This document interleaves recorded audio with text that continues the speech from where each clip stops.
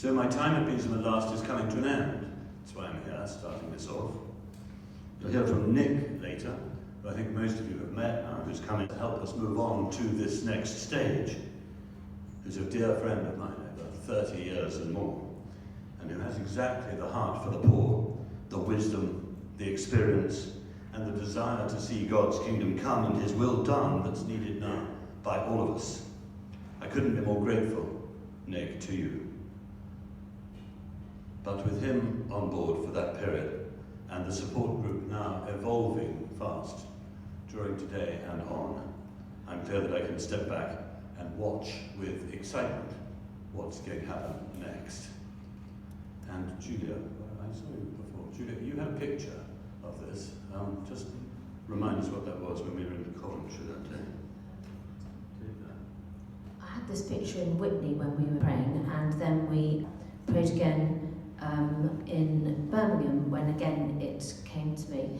And it was of a child's swing, and it was one of those ones with a strong structure along the top, and it was like a toddler's swing, and there were several in a row in a child's playground, and it was the kind of swing where you have to put the child in and they're restricted by the little kind of like bucket seats with the little separating bit of plastic in between the two legs. So I got that picture twice and felt that perhaps it was something about needing a safe structure for us to do our besoms properly, and also that it would need a little bit of supervision by a parent not millions of miles away.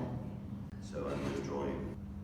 I've sensed for a while, actually, that my time in Besom is up, and not just because of all that he's had us as a family do amongst the single mums and widows in South London over the last 15 or 20 years or so, not just because of the focus that we've had on the farm these last 17 years, encouraging a new approach to regenerating rural communities, but because he's calling me towards new fields. So my prayer at present is about how and where that next role is to manifest itself.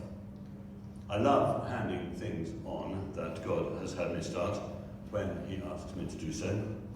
And I've done so many, many times over the years with both ministries and companies. And he told one of us, one of those with whom I pray, only 2 years after the Besom began, actually, so in 1989, that this time would come one day with Besom. So now he says it's Besom's turn to fly.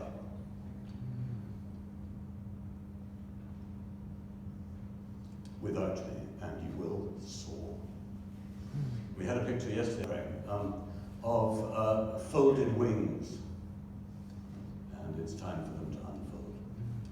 If you're in any shape or form thinking about that picture, and if it might apply to you, then this is the time for the wings to be unfolded. Don't wait for man to tell you. I want to finish by describing again in black and white what is at the core of the Besom calling, so that it's crystal clear. These are the 4 foundation stones, if you like. And if any of your Besoms begin to do something else, or if God calls you indeed to do something else, please, of course, do whatever he says, but don't call it Besom, because it won't be Besom, so as to avoid confusion.